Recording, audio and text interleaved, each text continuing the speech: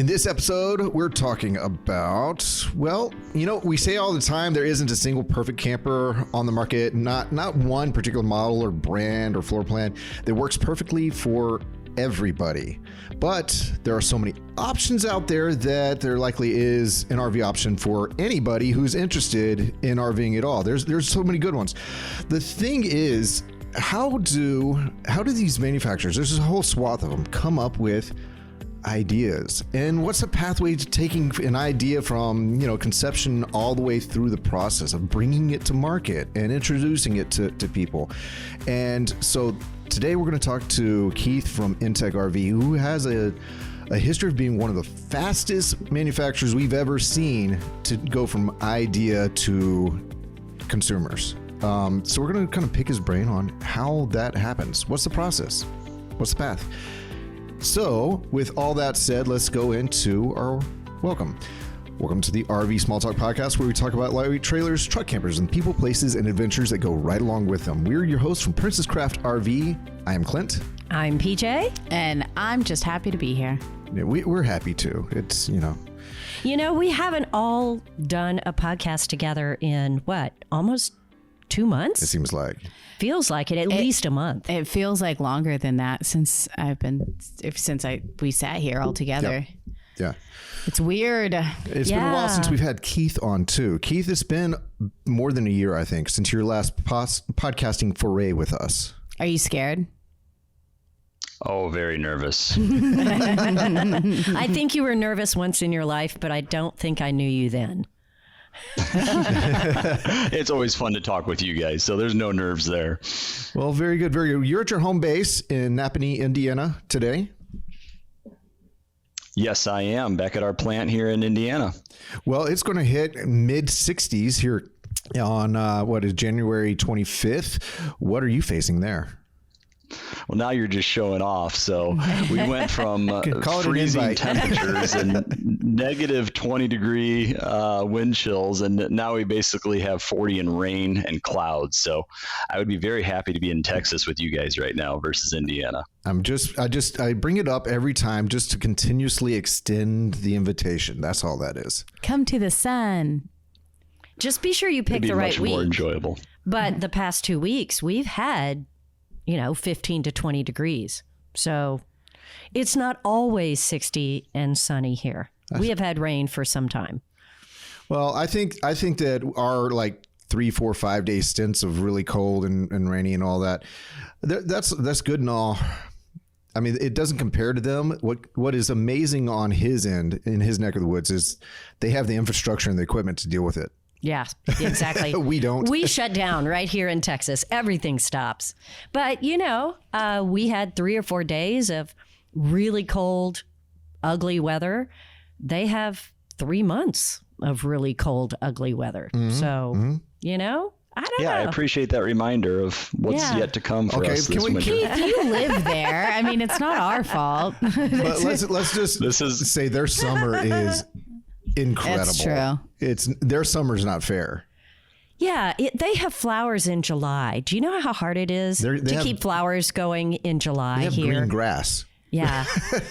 We don't. Anyway, lots of things are different in Indiana, in Napanee. And they have the best coffee shop. If you're ever in Napanee, you need to stop in and say hi to inTech, and you need to go to the coffee shop downtown because both are spectacular. What's that coffee shop called, Keith? That is Main Street Roasters right in downtown Napanee. All right. And it is very good. Yeah. Yes. What street is off of? Okay, whatever. There's not a lot of streets in Napanee, so it's pretty easy to find. It's one of the only stoplights in town. I think you'll get there. Oh man, hey, so for those who are new to our podcast and maybe new to this whole world, they haven't met you yet. Keith, who is Keith? Who are you? So I've been with inTech pretty much since we started our RV line back in 2016, and I handle a lot of our sales and product development over here. Yep. Yeah, which is why it's pretty much handle all of it. I mean, if he handles product development, that's our line of thinking today. Yes. You said that you started with inTech when the RV division started.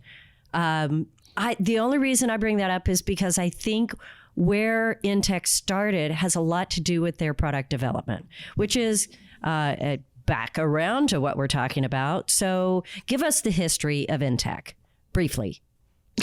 Yeah, so we started the company started back in 2010, and at that point we did fiber splicing trailers and motorsport trailers, so car haulers for the race car industry, and we still do both of those today on a very large scale now. And then in 2016, like I talked about, we were kind of looking at the RV industry and recognizing, and I'm sure we'll talk about this more, but we have a very different construction style, very different approach to the build, and realizing we could offer and bring a lot of value into RVs. And so that's where we kind of started our venture into that direction. When you do your motorsports trailer, and I have toured that plant, we've done a few videos there. I'm so impressed because every single one of your motorsports trailers, and there's a lot going through that big old plant, are unique. They are all a custom build, basically, right? And these customers decide what they want. You guys put it together and you build this book, and it's called The Book. And the book is what has all the details of how this trailer will be made, and it goes down the line with the book. I don't know. I think it's fascinating. That piece of the business is fascinating. And having that type of agility and that type of engineering strength is amazing, because I think that is what gave you all the tools to move into RVs. Absolutely, it did. Like you said, we work with each customer individually on a motorsports trailer to build them a custom unit for what they want. So in essence, we're building a unique model every time on that production line. And it really does. It gives us the mindset of, being able to innovate, create new things, and do it at a fairly high pace, because we do that on a daily basis for the trailers on the motorsport end of the world. Yeah, I bet you learn a lot of lessons. You build exactly what they ask for, but you get to see from your vantage point, well, the customer got exactly what they wanted, but we see a few fine-tuning things that we could do to optimize it, and then we could maybe take it into the RV world. I mean, you learn lessons. It's a perfect playground to try new things. Oh, yeah. Absolutely is. There's so much that we do here as a manufacturer that we actually fabricate and build in-house as well. So, we get crossover now from both sides, from RV into our motorsports or vice versa, motorsports to RV, because as you mentioned, on a motorsports trailer, you're doing so many unique things every day that you can find ideas or products that will be, very beneficial on the RV side of the world too. Mm-hmm. Well, can I ask the obvious question? No. We haven't been there. When you decided to step into the RV world, why didn't you do what customers, I know everyone listening is saying, why can't I build a custom RV like that? I mean, why is the RV side of it different than the motorsport side? So in order to get product out at a price point that is, desirable, and a time frame that's desirable on an RV level, if you try to go fully custom, it almost becomes a completely different operation from what we're doing in RVs right now. So we'd almost have to have a completely separate entity that would be designed around custom RVs, versus looking at the industry, trying to figure out the right mix of product, the right mix of options, and narrowing that down. Because when you can build something more like a widget, then you're able to, stock all the right parts, run production more efficiently. Another neat thing about that is you can really, it takes a very long time to build those motorsport trailers to do it at the level of detail we do. But when you have a crew that's, well trained in on a product, and they're building the same 3 or 4 models every day, their skill level can get very high very quickly, and we can control the quality of that build, but then also do it where, we're able to make perhaps 2, 3, even 4 models a day off a single production line. And that wouldn't be possible in a custom build, which then, of course, increases your cost significantly if you're to do a completely custom RV. So you're saying, like, in general, motorsport trailer people are willing to pay that money for custom because that's what they need. In the RV market, that's just not what people are going to do. They're not going to pay that much? Correct. Yeah, and you have, some limitations. So if you took a look at our products like the Luna Sols and Terras, right? Those all have a custom fiberglass front cap. Those have custom radius bows and the structure of it. So there's things that also kind of limit you down to working within a certain size of space that you buy these particular parts for. Now, if you go to a motorsports trailer, that thing is a box. And, it's easy to extend that box, make it bigger, shorter, taller, whatever you want to do. But when you're working inside a framework like what we are on most of our RV products, you kind of have to pick a size and shape that you're going with. And then there's more limitations on custom things that you could do inside that unit. Yeah, I imagine whenever you have the economy of scale, the ability to build a line that has components that match and all that, it also translates to a better brand that you can support over time for an RV market. Whereas, motorsports, it's everything about what they do is custom. There's trade secrets under every single hood of what they're hauling around. I guess that's true. So it's just a very different world. I do imagine that if we approached Keith rightly, we could say, hey, we don't need necessarily the front cap. How much and how long would it take to build a custom RV, just a one-off through your motorsports line? And he would actually talk to us. Well, you're feeling pretty proud of yourself. Pretty good about that, right? There. This is all hypothetical because I don't have the money now. I don't have the money, but I think he would talk to us. So if we paid you for twice, you, I would do anything. Absolutely. Oh my goodness, I'm going to throw up right here. Not on the mic. Don't touch the equipment. I already spilled my coffee. So, if we said, hey, we want one like this, but we want it custom, would it be twice the price, 3 times the price?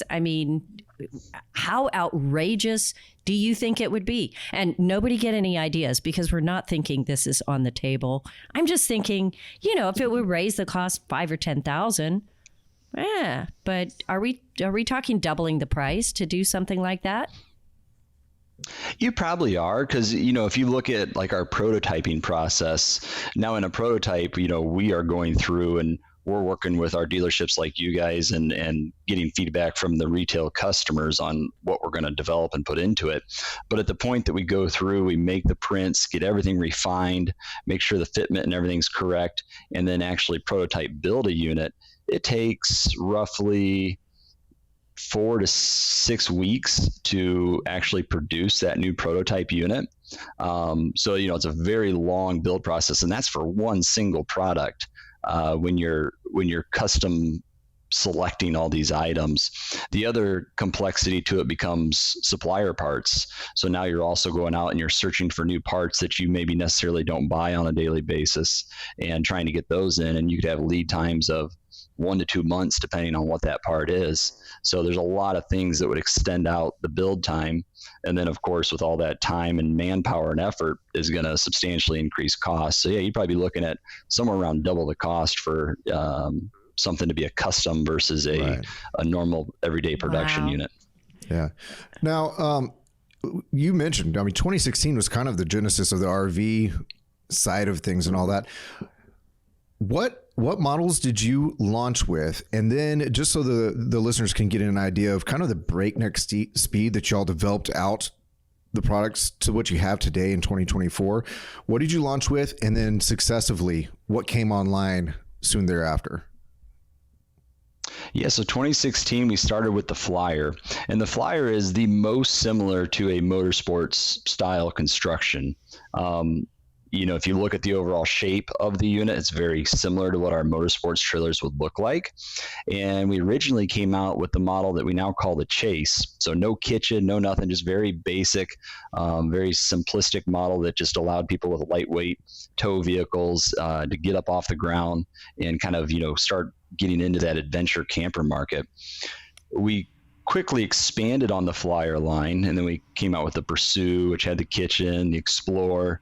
And then in 2017, as we were going through that, we were kind of dreaming and looking at the industry, and saying, okay, where is there an area that we could do something that is one different? We didn't want something that's just a cookie cutter of other products that were out there.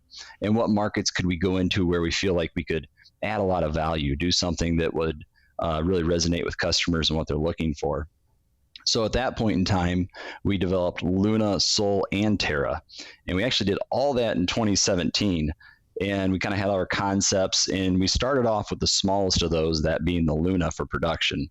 So in 2017, we launched the Luna. And then in 2018, we started production on our Sol line.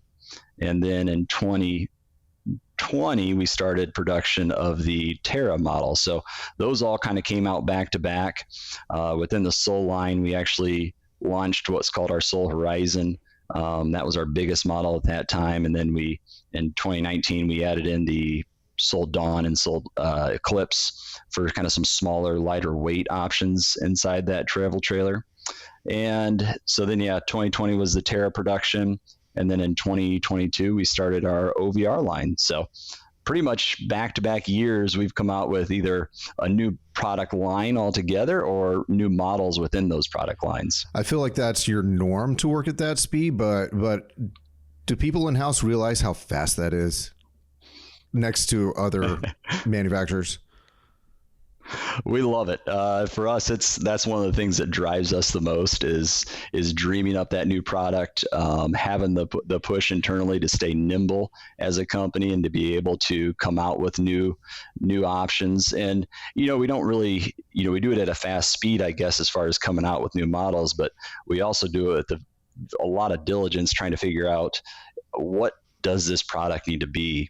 The prototyping stage, often we start off with a frame and we end up building everything just kind of out of plywood inside it. And we're tweaking, we're looking at a cabinet and saying, this would look better if it was a 1/4 inch smaller. So, it's going through kind of an extreme level of detail to try and make sure that product is perfect at the point in time it's going to come to market. Do you have an area on your campus? Is like Skunk Works, the Area 51, where your ideas are built in the dark and people have to have like special passes and things like that? We probably should, but no, it's kind of all out in the open. So come for a tour here at inTech and you'll probably get to find out the next thing we're working on.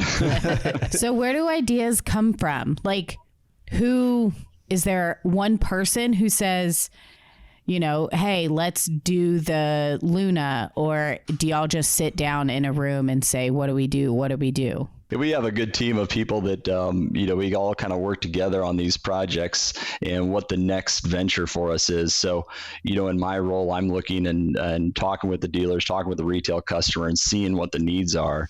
And then we're kind of looking at that next opportunity of, we feel like based on what we do and the way we do it and the price point that we build at, trying to figure out where that next avenue is for us. And so as we've expanded now, you've seen us kind of come back in and fill in with new models within these lines, because now we've had customers out, let's use a Sol Horizon, for example. We've had customers using that for 3 or 4 years. We've watched, we've seen what they're doing with the product. We've heard from the dealers on what the requests have been. And then that's what originated the Sol Dusk. One of the big things was customers would say, I don't like having to crawl over somebody in the evening if I need to go use the restroom. And a lot of customers pressing for, twin bed designs. So we made the Dusk where we had the twin beds in the back. Each person can get out without crawling over the other. And then on that model, one request we've been hearing a lot is that we need to connect those beds. So if we want to have them connected, we can, and we put that in there. So that drives a lot of what we do now is existing units we have out there. How are people using them? And then what feedback are we hearing consistently that they would like to see changed, or new innovations or features they'd like to have? Well, and our hope is that every model that we make would, really have a purpose for, a decent number of people or a decent size of the market. So, to try and not have floor plans that really don't make sense out there, that people, they get into and they struggle and they don't use. We really try to avoid that, because on the flip end, if you end up with, 100 models, that's a lot to maintain and keep up with. And then also to try to make sure that you're innovating on that product, improving it. It's easy to lose your focus on it. So trying to make sure that what we put out there is a really good product so that we can keep dialing into these good ones and continually improve them. Do you have an idea that you can think of that you guys kind of tossed around for a little bit or even started to engineer and then you all said this is a terrible idea and scrapped it? We have lots of those, by the way. We haven't. We haven't had anything that's made it all the way to the point where we've actually built it and then said, nah, this doesn't make sense. Hopefully we do enough research on the front end to figure out, if it's going to be a product or a model that customers are going to be interested in. And we'll pretty much see that all the way through. Now we have made some adjustments to some of them. I mean, flyers have gone through multiple iterations because of changes in what we've heard from people that are using them.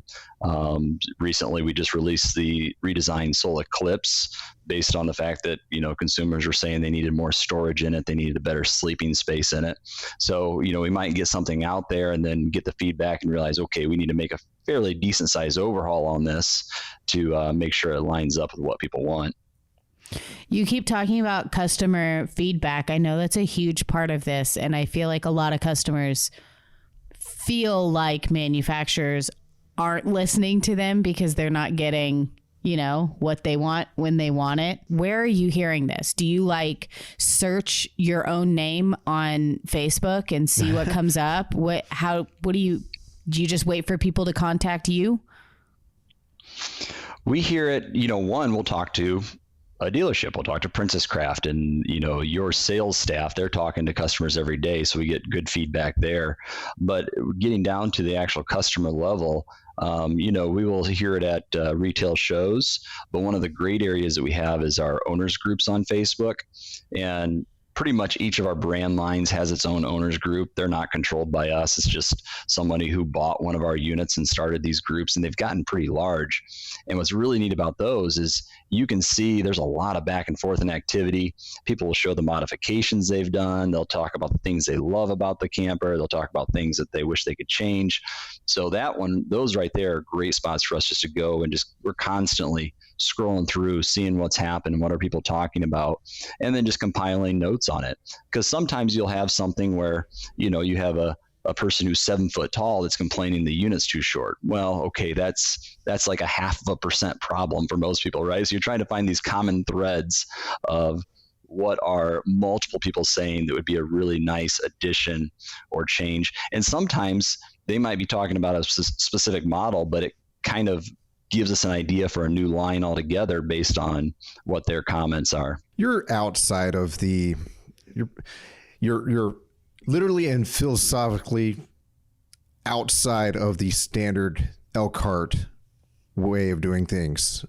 So, but you're close enough that people have experience and they come in. Do they have a moment of clarity, sigh of relief? Oh, I actually enjoy or love this product, the way we get to work. It is different, and I feel good about what we do day to day. I put something of quality together. Yeah, it's, and our employees, they take a lot of pride in what they do.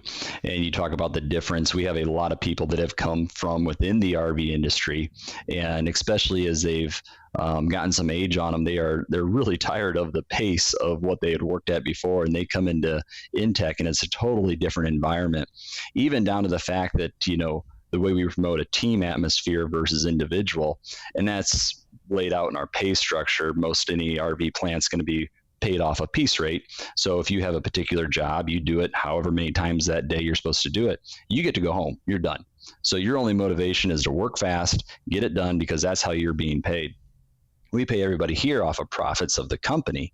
And so all of our guys are going to be here from the same time, from 5 a.m. till 2:30 in the afternoon. They're more than happy to jump around and help. So, if they're done with their particular job, they're going to, and the line's moving slow behind them, they're going to jump back and help the other guys behind them.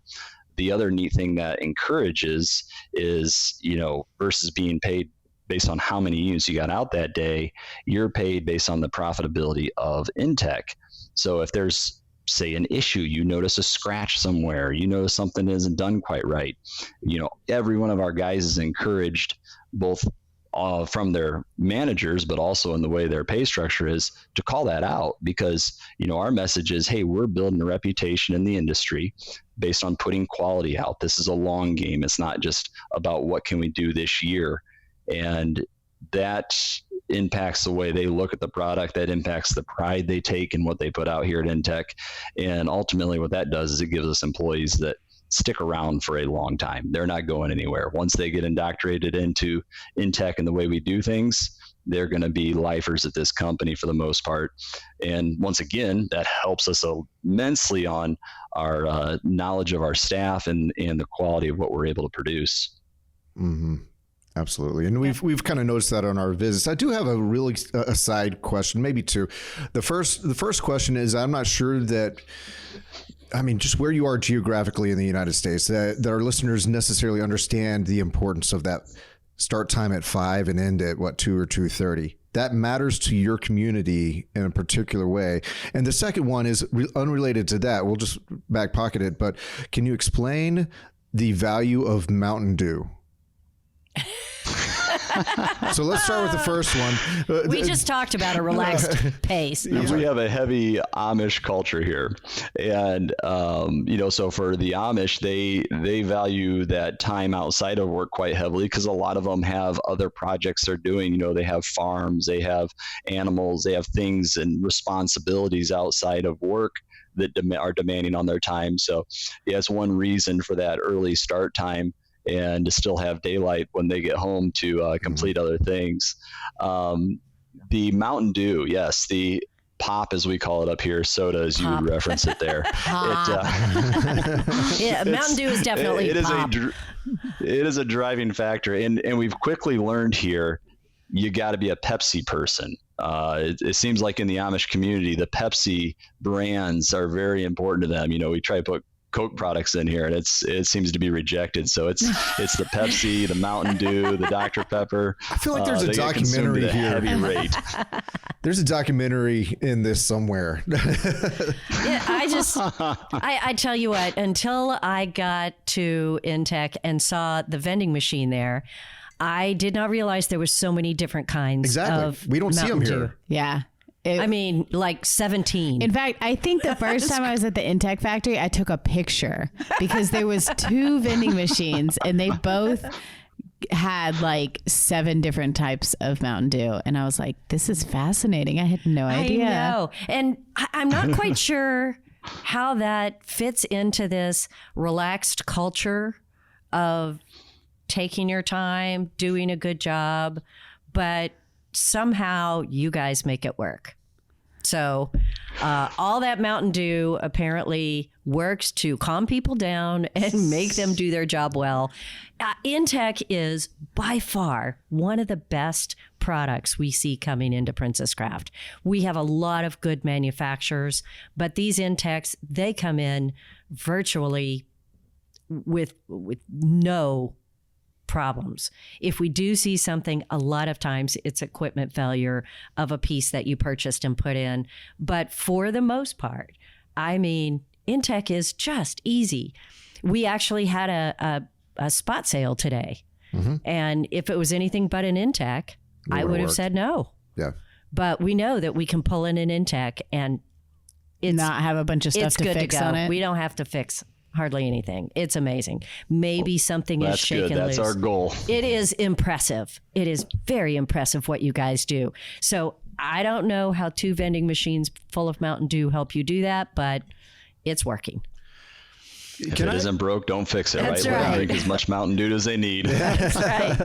Yeah, well, they are getting up and starting at 5 o'clock in the morning and then working on the farm. So I don't know. Maybe that's it. Maybe it's the longevity of the day. So let me see if we can back up the scope a little, get a wider view. What big ideas and developments do you see you kind of catching a buzz, not just locally in inTech, but wider scope, RV industry? What developments and buzz is kind of out there that manufacturers are toying with for future developments, reconstructions and projects and all that? What's What are they talking about? What's on the horizon? What are manufacturers interested in and hoping to bring to the market? He got the question. Let me ask it another way. I know, no, stop. Asking the question. Lindsay, try the other one. Obviously, power is a big thing right now in the industry, right? There's more and more of a want and a need to be off-grid camping, dry camping. It's a big push, and as you look at batteries, you look at solar, how you get that power for a unit. That seems to be in the industry as a whole right now. That's where there's a lot of effort and focus. Mm-hmm. And it's still, it's a system that is still incredibly expensive, a system that still has a long ways to go as we look at some of the components that we have to still use, whether that be the air conditioners or microwaves and different things that have massive power draws to them. And then I think the other thing that the industry is looking at heavily right now is, as you see more of a transition to EV vehicles, how far is that going to go? Is that going to be a necessity for the RV industry to accommodate to? And then how do we support that? Is it additional battery storage inside a trailer that can actually help supplement the vehicle? Is it, you see companies playing with axles that would actually have the ability to also provide some drive to them, so it's not creating so much resistance for the vehicle. Because ultimately, when you're pulling an RV or a camper, you're just trying to push a big hole through the air. Mm-hmm. And if you try to make it ultra aerodynamic, now you've eliminated a lot of the usable space inside the camper. So there's definitely some innovation that companies are working on and trying to come out with that could hopefully improve the ability to camp without being plugged in somewhere. And that seems to be one of the bigger pushes right now. You also see a large push into suspension and overland style camping. That's another one where more and more manufacturers are coming into the industry. More and more of the suppliers are working to innovate towards something that will be useful to the end user in that whole realm. So those are probably the two biggest that I see right now. Yeah, I was going to say in my world, just through my feeds, Facebook feed and what have you, I have obviously the power that you mentioned, batteries, solar, feeding tow vehicles and what have you, even plugging your house into your RV in a pinch sort of thing. I see that come through. The suspension thing, obviously that come up. And the third thing that's coming up, and I think it's just a mainstay is there a better toilet? It's always electrical, suspension, and is there a better toilet? And I don't know. It's those three things seem to be conversations all the time. I think someone needs to invent a magic toilet where everything just disappears. Because that's really what people want. Incinerator toilet. It was something I was actually reading about just this morning or yesterday afternoon. Incinerator toilets. They are expensive, but they incinerate it. That's interesting. I had not seen the incinerator toilet yet. I'll send you some links. Okay, well, I'm so glad we could help you out there.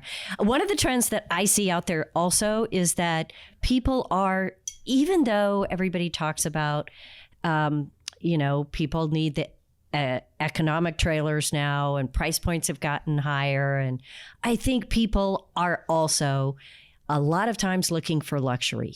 They are looking for comfort now. I've seen that. I think that trend has been under-recognized. Yeah, even the overland trailers have some notions that way. It's funny because they're supposed to be extremely utilitarian, but you can always spot on many of them, a lot of them, some bougie element here or there. Yeah, what is it? They want the modern twist. They want the, above counter bowl sink. And then they want the super soft mattress that's just amazing. Yeah. And, it's just the modern high tech comforts, I think, has become a thing as well. So I don't know. That's what I see is really strong in the market right now. And that really makes it hard to sell a standard box trailer, as you called it. So good thing you don't build any of those, huh? Yeah, it's a good thing. Our focus is definitely more on, obviously our product is not far from the cheapest in the industry, but you're also trying to give the ultimate value, right? So we know we're building on the luxury end, but even at the luxury end, we could still make these things cost $30,000-$40,000 more. That would be but easy. what are the pieces and components that really give that end user the most value out of what they just bought? And that's the dance you're trying to do constantly when figuring out what parts and pieces and how you're going to build. Yeah. So at inTech, outside of what you see in the RV industry and publications and all that, where else do you guys look for inspiration and ideas and innovations? Just materials, components. At the bottom of the Mountain Dew bottle. Good call. That's where it is. I spent a lot of time looking at the marine industry. If you look at, even you kind of go up towards cruisers and yachts and everything of that nature. Sometimes it's on a larger scale, but some of your design and your features and components that are being used, that industry has a lot of unique innovation to offer. So we look heavily there. Automotive is so, it's so hard to duplicate what they're able to do in automotive. Mm-hmm. We were talking to an automotive manufacturer, because one thing that I feel like, taillights, just simple things like that, right? Taillights can add such a neat feature to the back end of a product and an aesthetic. Well, through the years, you can point at the back end of a car and go, I know exactly what year that came out. I mean, just through the years, in these Chevys or Fords or whatever. I mean, they have iconic taillights and grills. What's the front look like? What's the back look like? It's like men out in the market. What's the front look like? What's the back look like? What? We're ignoring that. Ignore that and continue on, G. I won't go anywhere with that. I don't understand what we're doing here. Clint needs a Mountain Dew. Okay. Coffee. And a basic one on a vehicle, the development of that taillight is $4 million. So, there's certain things that, when you look into some industries, you say, wow, that's really neat. But is it something that, again, you go back to your value standpoint, is that something that really brings enough value to the product? And that doesn't mean the product costs that much. Automotive does have some neat. The product doesn't cost that much. It's just developing it, right? Correct. The development and the, all the tooling and everything to create that mold and make that particular piece. And then, you obviously have a much smaller cost per piece. Right. But yeah, there's some big expenses in certain areas you look at and you think that'd be really neat to do. But again, is it, how can we do that on a scale that makes sense here? Yeah. Yeah. I bet that's tough to do. Well, you do all the designing of the inside. What's your biggest mistake? I want to know the biggest mistake you made and you put it together and said, what was I thinking? Has that ever happened to you? I want to hear. It happens with colors quite a bit because, again, when you go back to our original design, we're doing it out of plywood. So we're twisting and changing things. And we kind of get the fitment and the sizing dialed in at that point. And then you try and throw all your colors at it. And there's been some pretty big swing and misses there early on in the process where it all comes together and it looks great on little swatches, but you place it all next to each other. It's like, holy smokes, this is bad. Are you talking about the Luna cushions?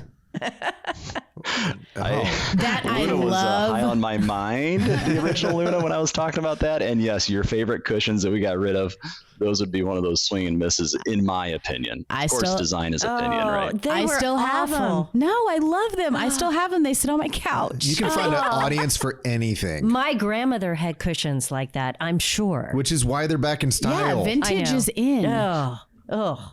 That was vintage, all right. Well, the original Luna that came out was, for all intensive purposes, an epic fail until it kind of got revamped and relaunched. Let's just put it out there. That was, hey, let's do something different. And then it was kind of an, oh, crap moment.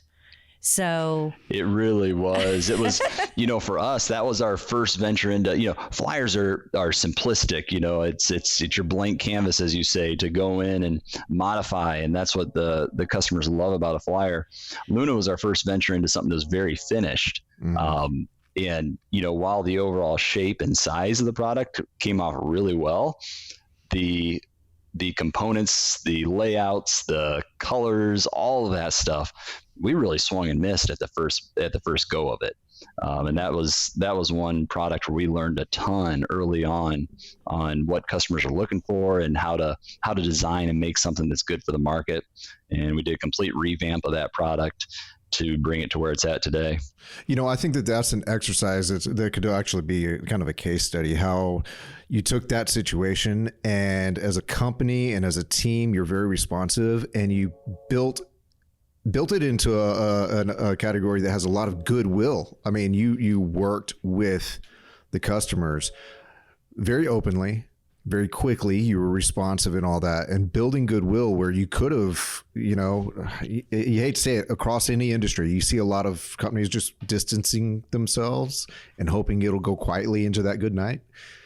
But the Luna culture out there, the people who love them now, you had to go through quite a slog as a team and a company to gain face and then reputation again, and then to say, no, we're here and we're standing by it and you. Well, up till now, I thought we were doing, it sounded very much like a commercial for inTech. So I'm glad we got to bring up some of your misses, some of the struggles, because there have been some.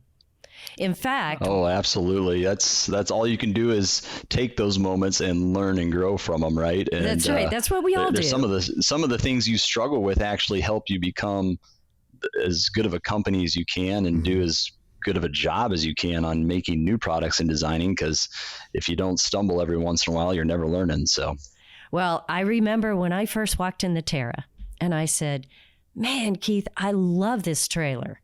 And you said, "Great, I'll build you one." I said, "Well, I don't mind taking the prototype." You said, "PJ, we've rebuilt this trailer 7 times."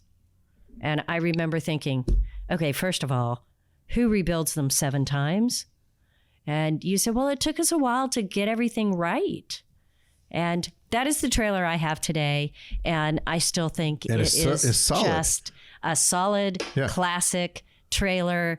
The colors, the interior, the look. I know it will change over time, but I know the colors was really hard on that one. And when you were done, it was fabulous.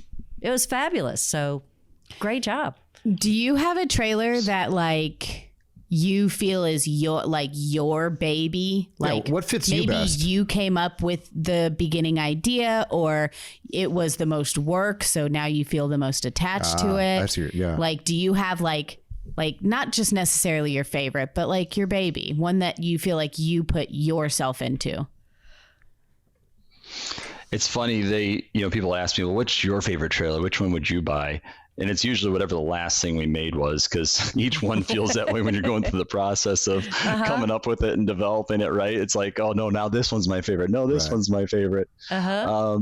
I can't say that there's one in particular that really stands out because, again, as a group, and as I said, we have an awesome team of a number of us that all work on these things. We put a ton of time and hours into them. So when you get to that point of completion, it's like, man, this is the ultimate camper. This is the ultimate RV. This is what I'd want to own.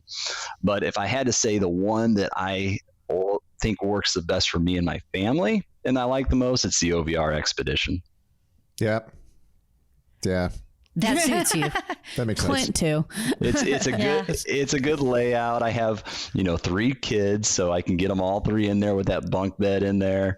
It's a nice size. I love the look of that unit, just the aesthetics of the OVR. Then you put it in that smaller footprint of only that 22.5 feet overall length. I just think it's just stellar looking, and then the functionality and layout of it really works well for me personally. Do you have a least favorite? Now you're crickets. telling me to call one of my children my least favorite? That's not okay. Hey, it was just a question. You can say no. You didn't have a favorite, so.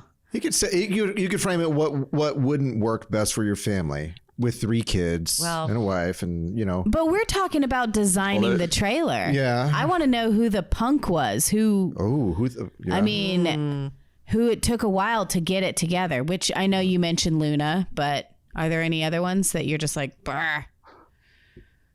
Luna was by far the most difficult one. So when you take all the stuff that we're trying to put in that unit, from air conditioner and water systems and heating systems and all of that, and try to do that in that tiny little package, I mean, while it's one of our smallest trailers, it took about the longest on that second revamp of it to get all of that to work and function well.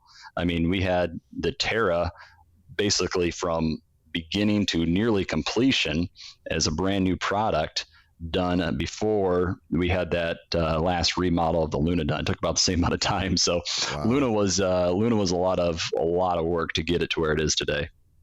Yeah. Aww. Well, there Poor it is. Luna. No, Luna. But now Luna's I arrived. love the Luna. The Luna would be high up on my list if it was just me and Jen. Yeah, absolutely. Did you ever find a new tow vehicle? You and I have talked about this, but it's been a while since I've checked in on. Did you get a new tow vehicle? I did not. Still have the same Yukon that I've always towed him with. So. Oh, okay. He's working too much now. Yeah, I always, when I get an email, I'm always so excited when I get an email from Keith, because I'm hoping it's like new drawings of a new layout. What do you think about this? What do you think about that? Or sometimes you'll send us pictures of interiors. Do you like this or do you like this? Or we're going to have a new line in this piece and we need a name. I mean, those are the days that we absolutely love here, because you do reach out to all these people in the market. You connect them. You try to figure out what we like, what we can do. And Princess Craft adds its own twist of crazy. So we appreciate being a part of your development, even in the smallest ways, because it's so fun to see what you guys do. And I know we probably need to wrap up soon. So can you give us hints of what's on the horizon? Because I know you have a napkin drawing somewhere. He just looked over to it right there. I can tell you there are some more emails I need to send you here quite shortly on some new layouts. So we're always kind of tweaking and working on the next thing. People have seen us kind of promoting on our website that there's something new coming in this black wing. So that's an exciting product that we really think is going to hit an area and a market that we're not currently reaching. So I can't spill too much information on that yet. Sure. Hopefully here, as we get towards the end of March, beginning of April, we're starting to reveal what that product is, and people will start to get an idea of it. And then we've got something that is completely off the path of what we've done to this point. Totally different even segment of the market that we're toying with right now. And drivable. On top of that, there's you said it, not me. On top of that, there's a product that it'll probably be one of our longest ones in development, because as we talk about, shapes and surfaces and making molds and everything that's going to go into it, it'll be a very high-end product. It could be roughly probably about a year out before we're really even at building the first prototypes based on all the parts that we'll have to have specialty molds and everything made for. But that's one that we're very excited about as well. So I apologize, I'm not giving you the details here, but there's some fun stuff on the horizon. Please tell me you have a secret lair to start doing some of these in. I can tell you, it is Nope, just come for the factory tour. You'll see it all. All right, Keith said it. Yeah, I think we need to plan a trip to Napanee. It's been a while, and it sounds like there's lots of things to see. Yeah, I am all in. And besides that, the coffee is so good. And the peanut butter tater tots. Do you remember the peanut butter and jelly tater tots? I do. I dream about those sometimes.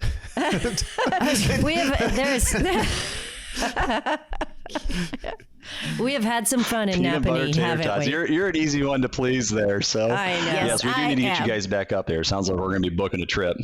Yes. I am so ready. You know, if anybody has hung in there this long on this podcast, they must be an inTech fan already. So keep an eye out, because we will put out some videos as things become available to the public of all the cool stuff that you guys are doing. I mean, you mentioned 3 new projects, and the one that was going to take the longest was a year. That's incredible. Yeah. That's fast. I mean, that is why we wanted to have this chat with you, is because we have other people develop a product. I mean, Forest River can come up with something, and they make great things. This is not a huge slam, but they can simply rebuild something slightly, put a new floor plan in it, move a cabinet, put a different sticker on it, and it's on down the line pretty quickly. But that's not the same it is type of development. Not the same type of development that inTech does to come up with whole new ideas, builds, lines, prototypes. I mean, completely different lines every single year since 2016. It just blows me away. So thank you. Keep it up. I'm so excited. This turned into a giant inTech commercial, so you're welcome. We'll bill you. Well, thanks for having me on, guys. It's always fun to sit here and talk about all this. I can talk about products and new products all day long. So, well, there you go. We'll come up there and do it in person because it really has been too long since we've done a Napanee trip. Yeah. Have they built any new hotels there? Because that's what you really need. No, unfortunately, that's the fourth thing they're developing. The Amish Inn that you have to choose from. So, apologize about the accommodations. It's all right. We'll just hang out at your house. Yep. Say hi to Jen for us. Before. And thanks for hanging with us. All right. Yeah, thanks, guys. Appreciate it. That's it for this episode of the RV Small Talk podcast. We will be joining you again next week with another exciting, we hope, episode. And Keith will have to listen to that one because he's not recording it with us. Don't forget that you can find us on social media. Just look up our rvsmalltalk.com. Our show notes can be found at rvsmalltalk.com. So everything's at rvsmalltalk.com. Yeah, so just go there. There it is. Just do it. All right. And for that, we are out. Thank you, everybody. We'll see you next time. Bye. Bye.